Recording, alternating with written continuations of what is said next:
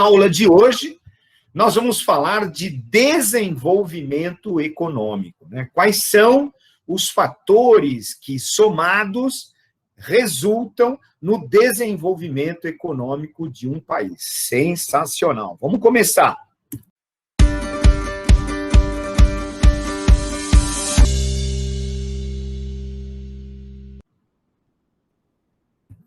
Primeira coisa, muitas vezes as pessoas confundem crescimento econômico com desenvolvimento de um país. São coisas que estão interligadas, são associadas, ou conceitos que são associados, mas que têm, obviamente, definições muito diferentes. Vamos dar uma olhada? Primeira coisa, o que é o crescimento econômico? Crescimento econômico está relacionado ao aumento da produção econômica de um país. Aumento do produto interno bruto. O que é produto interno bruto? A soma de todas as riquezas produzidas por um país. Tá certo? O que é o produto nacional bruto?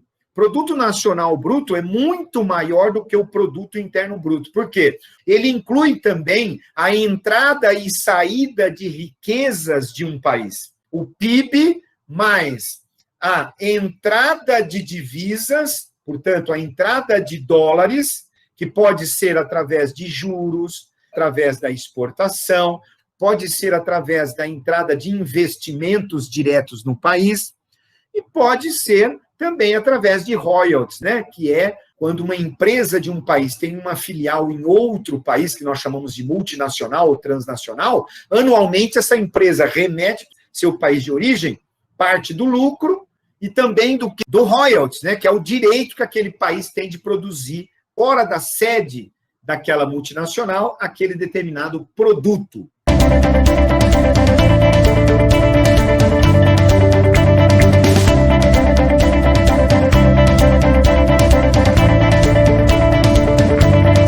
Então, o PNB é, na verdade, o PIB mais a entrada e a saída de divisas, né? Você subtrai importação, pagamento de juros, de royalties para outros países, né? Então, é isso que é o Produto Nacional Bruto.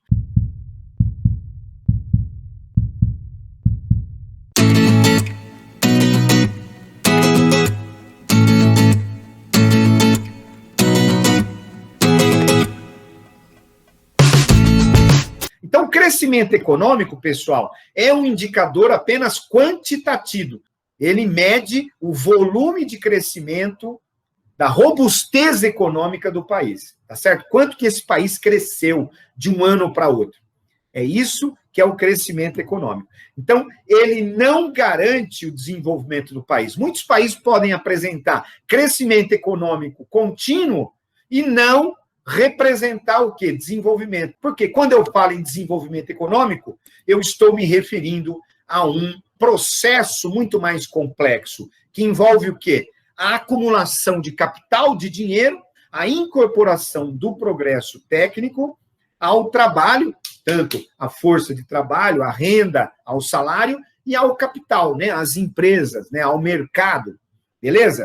O que mais? Você tem a aplicação das riquezas de modo que esta riqueza aplicada no país vai melhorar a qualidade de vida das pessoas. Então, só há desenvolvimento econômico quando há melhora na qualidade de vida das pessoas. As pessoas passam a ter acesso à educação, à saúde, à moradia decente, a lazer, a consumo, a renda. Há uma redução da desigualdade no país, portanto, esse país passa a ter um nível de desenvolvimento maior. Beleza? O que mais? Progresso tecnológico. Quanto maior o investimento em pesquisa científica e desenvolvimento tecnológico, maior será o desenvolvimento daquele país. Tá certo? O que mais? O nível de desenvolvimento industrial. Os países desenvolvidos, eles têm uma grande capacidade de produção industrial. Então, quanto maior o nível de desenvolvimento industrial, maior será também o desenvolvimento do país. Tá certo? Portanto, quando eu falo em desenvolvimento, eu estou me referindo a um indicador que é quantitativo, porque ele leva em conta o PIB do país, mas é qualitativo também, porque ele leva em conta aqueles fatores que qualificam aquele país. Que fatores são esses? Produção industrial, progresso tecnológico, melhoria da qualidade de vida, redução da desigualdade, né, distribuição da riqueza. Estes são indicadores qualitativos. Se não houver distribuição de renda, se não transformar esse crescimento econômico em benefício para a maioria da população, não se chega ao desenvolvimento.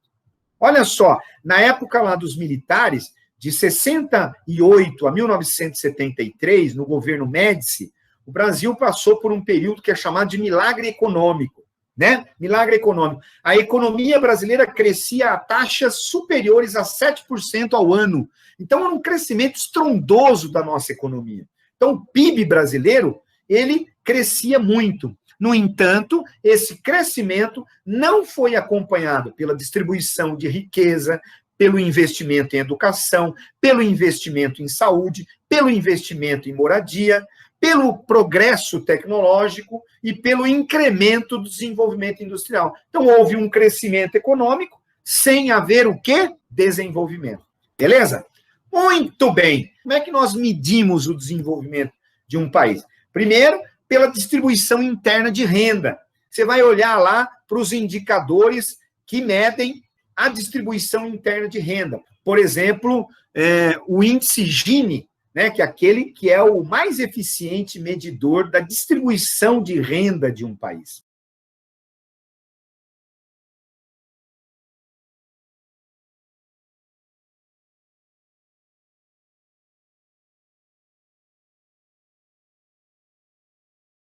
Então, você mede lá. Se a renda está bem distribuída, esse é um bom indício de que o país pode ser um país desenvolvido. O que mais?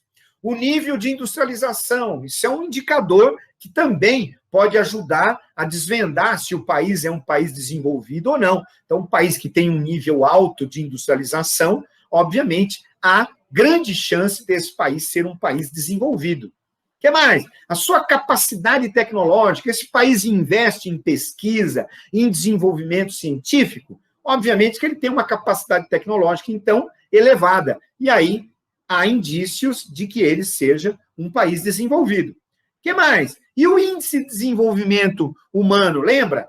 O índice de desenvolvimento humano é aquele indicador que leva em conta o quê? Ou educação, economia e saúde.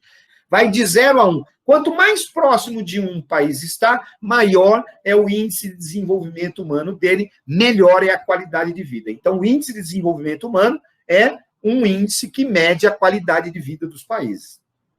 O que mais? Taxa de crescimento econômico, né? Tanto o PIB quanto o PNB também são indicadores que podem nos ajudar a desvendar se o país é desenvolvido ou não. Beleza?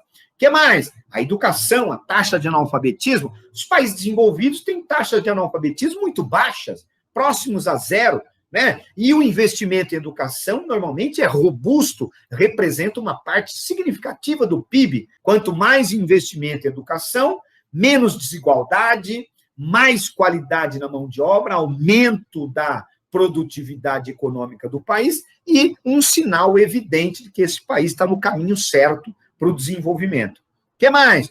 O acesso ao serviço de saúde, né, amplo, geral. Então, é preciso dar à população uma saúde de qualidade, para que ela possa, então, ter uma esperança de vida maior, para que ela possa, então, viver com capacidade produtiva e saudável. O que mais? Esperança de vida, ó, expectativa de vida. É uma média de idade, né, tá certo? De expectativa que aquela população tem de viver naquele país.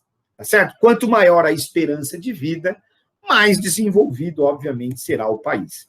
Tá certo, gente? Bom, e aí, vocês já viram essas duas teorias? Porque na época da Guerra Fria, como é que era visto o nível de desenvolvimento dos países? A partir da ideologia da disputa leste-oeste, da Guerra Fria entre capitalismo e socialismo. Então, você tinha lá o primeiro mundo, os países desenvolvidos, capitalistas e industrializados. Segundo mundo, países socialistas, né, que são as nações, ou eram as nações de economia planificada, né, a antiga União Soviética, o leste europeu, toda aquela região ali da chamada Cortina de Ferro, da Europa Oriental, a China, Cuba, os outros países asiáticos, como o Vietnã, né, africanos, como Angola, Moçambique. Então, era um país de economia planificada, formavam um segundo mundo. E aí o terceiro mundo, que eram, como nós chamávamos quem? Os países capitalistas pouco industrializados ou de base agroextrativista, né? Os países subdesenvolvidos hoje, os países pobres, né? Beleza? E com a nova ordem internacional, essa maneira de regionalizar o mundo está em desuso. Por que ela está em desuso? Porque o segundo mundo praticamente deixou de existir.